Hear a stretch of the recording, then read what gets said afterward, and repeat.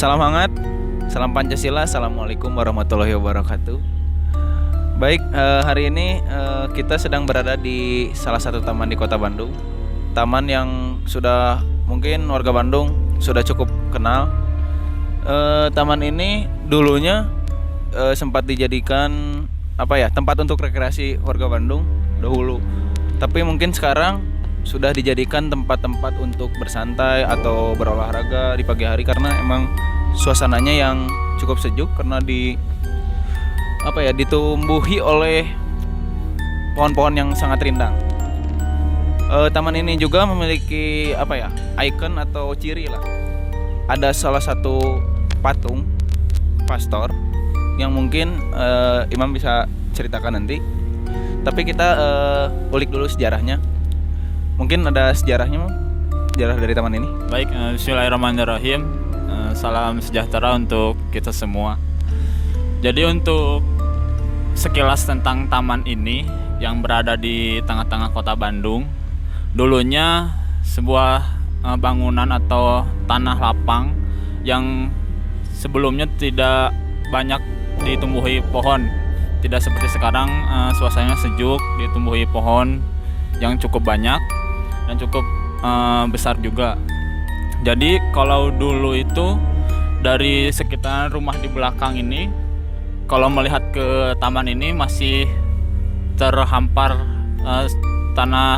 tanah-tanah yang kosong, belum ada banyak tumbuhan ataupun pohon seperti sekarang gitu ya. Lalu waktu pada zaman kolonial Belanda, taman ini baru didirikan pada tahun 1919 oleh pemerintahan kolonial Belanda. Waktu itu dibangunlah taman ini. Lalu diberikan nama Moulekun Park pada awalnya. Namun pada zaman Presiden Soekarno tidak boleh ada penamaan taman atau penamaan bangunan dengan nama-nama bahasa Belanda. Akhirnya disebutlah atau dicetuslah nama Taman Maluku. Lalu ada juga bagian yang cukup mencolok pada taman ini, yaitu adanya salah satu patung pastor yang berada di sebelah utara taman ini. Nama orang pastor ini yaitu Henricus Christian Verbrack. Beliau adalah seorang pastor dari Belanda yang kemudian pindah ke Indonesia untuk mengabdi lah istilahnya di Indonesia. Pada awalnya pastor ini datang ke Kota Padang untuk mengabdi di Kota Padang selama beberapa tahun, tidak begitu lama. Lalu pastor ini pindah lagi ke Aceh dan mengabdi yang cukup lama itu di Aceh. Karena beliau orang yang cukup baik gitu ya. Selain sebagai pastor ini, dia juga mencintai banyak anak seperti di panti asuhan seperti itu. Jadi pastor ini cukup digemari atau dicintai oleh anak-anak kecil juga, selain dari anggota militer atau orang-orang lain yang ada di Indonesia gitu ya.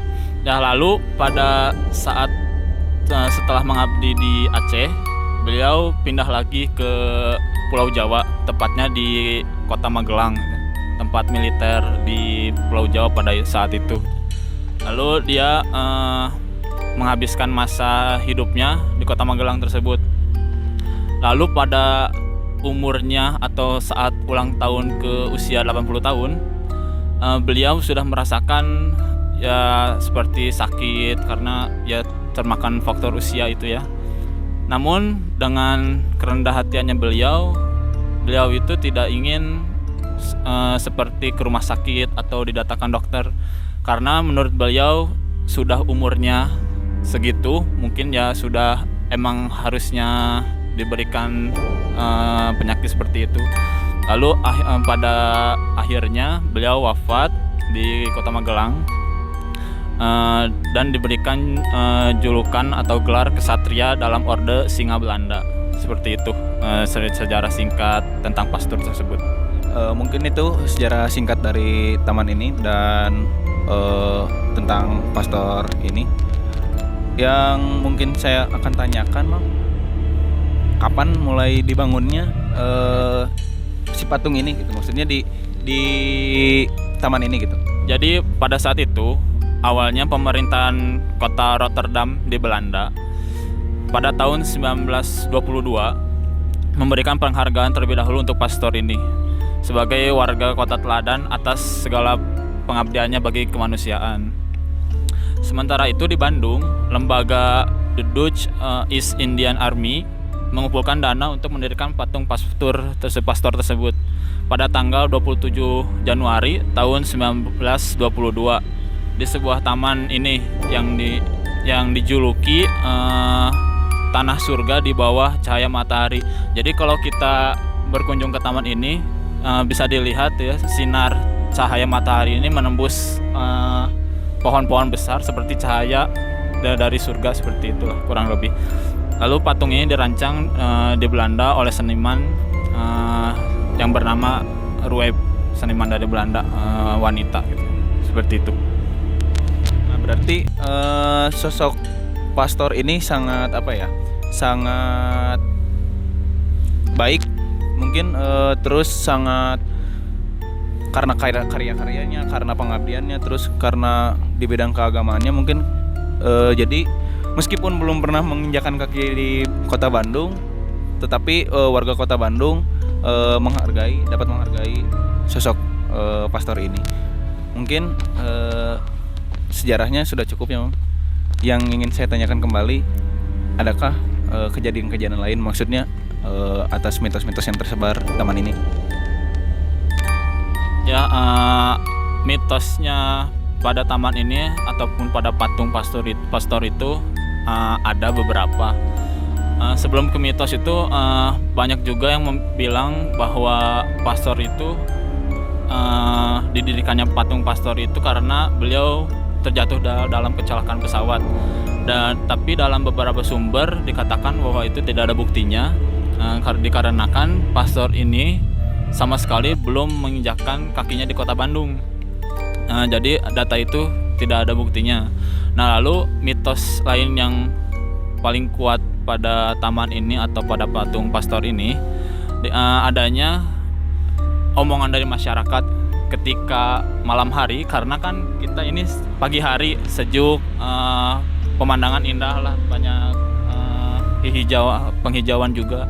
Tapi kalau malam hari di sini udah beda suasananya. Walaupun banyak pengendara motor atau mobil yang berlalu lalang di sini, tapi kalau kita datang pada malam hari cukup gelap lah, seram juga. Dan kebetulan patung ini menghadap ke Jalan Seram di bagian utara. Nah, mitosnya adalah jika kita malam hari melewati patung pastor tersebut, patung ini akan melirikan matanya ke kita juga gitu. Sebenarnya ini ada penjelasan fisikanya juga terkait mitos tersebut. Jadi dikarenakan patung pastor itu satu warna, tembaga satu warna, posisinya rada miring juga.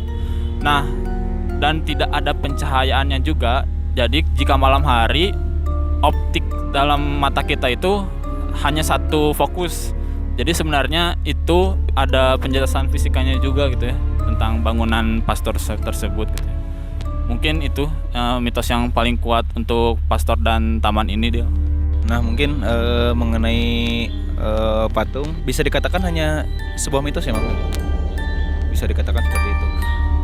Nah, sekarang di belakang kita bisa dilihat sendiri sudah terdapat ada kolam, berupa kolam atau mungkin danau ya, bisa dikatakan danau buatan. Bisa diceritakan sedikit, Mang, ada kejadiankah atau ada sejarahkah di danau ini? Ya, baik, Dil. Ini menurut pengetahuan saya ada salah satu kejadian pada masa kolonial Belanda. Jadi kejadiannya itu ada salah satu keluarga terjadi perselisihan dalam keluarga tersebut. Jadi pada saat itu tuannya diculik oleh kurang lebih 2 orang diculik lalu dibawa ke danau ini. Nah, pada saat sampai di danau ini, tuannya itu mendapat perlakuan persekusi atau intimidasi gitu ya. Jadi pada saat itu tuannya itu diculik lalu matanya ditutup oleh kain. Dan pada sampai danau ini datanglah putrinya. Kalau tidak salah namanya Sofia putrinya. Dan tuannya ini sempat ingin mengaburkan diri lah, sempat kabur, namun ditangkap lagi oleh yang menculiknya dan dibawa lagi ke danau ini. Lalu terjadilah perlakuan intimidasi. Yang saya tahu itu, jadi posisi badan atau tubuh si puannya ini dibalik. Jadi kepalanya itu yang sudah tertutup dibalik lah, jadi di bawah gitu ya, dan kakinya itu di atas gitu ya. Lalu si kepala tuannya ini diceburkan atau dimasukkan ke dalam air danau ini sampai akhirnya meninggal atau tewas di tempat gitu ya. Itu mungkin salah satu kejadian kelam yang saya tahu pada masa lampau ya. Nah itu mungkin sedikit cerita di danau ini. Cukup seram juga mungkin, dan cukup apa ya, kalau zaman dulu mungkin kejadian-kejadian seperti itu mungkin sudah biasa atau sudah marak terjadi mungkin ya. Nah di samping danau itu ada lagi nggak, maksudnya suatu tempat atau cerita lagi di taman ini, mungkin bisa diceritakan? Ya, ada salah satu bagian dari taman ini yang cukup unik ya Dil. Jika kita lihat tepatnya di belakang saya atau di sebelah Badil sendiri, di sini terdapat ada 4 pohon yang berdiri sejajar gitu ya. Namun pada saat zaman kolonial Belanda, pohon ini belum serapat seperti sekarang, jadi masih renggang seperti itu ya. Dan sekarang sudah merapat dan berjajar rapi bersampingan gitu ya, 4 pohon ini. Dan banyak omongan dari warga Bandung juga, usut punya usut, pohon ini adalah tempat atau sarangnya makhluk astral yang sering mengganggu di taman ini gitu ya. Namun itu hanya sebuah mitos yang keluar dari omongan warga ke warga. Benar atau tidaknya ya mungkin teman-teman di rumah bisa merasakannya pada malam hari untuk mengunjungi taman ini. Nah teman-teman, apabila teman-teman penasaran boleh datang kunjungi. Tapi di samping kisah-kisah seramnya, kisah-kisah mistisnya, tempat ini sangat nyaman ya, Mam. Kalau dikunjungi pagi hari untuk bersantai, olahraga, atau bahkan berrekreasi mungkin sama keluarga. Karena taman ini dekat dengan salah satu sarana tempat olahraga, Mam, di Kota Bandung juga. Kalau pagi-pagi juga ramai orang untuk olahraga atau bahkan sarapan mungkin. Dan taman ini juga cukup dekat dengan kantor pemerintahan lah. Nah baik teman-teman, mungkin segitu saja ya Mam ya yang bisa kita ceritakan mengenai taman ini. Di balik sisi mistisnya atau apa, tempat ini tetap indah, tetap sejuk mungkin pagi hari. Semoga kalian semua bisa mengambil sisi positifnya, menambah wawasan dari apa yang kita bahas. Jangan lupa untuk dukung channel kita terus dengan like, share ke teman-teman kalian. Lalu jangan lupa subscribe dan nyalakan notifikasinya agar kalian tidak ketinggalan informasi dari video-video kita. Akhir kata, salam hangat, salam Pancasila, assalamualaikum warahmatullahi wabarakatuh.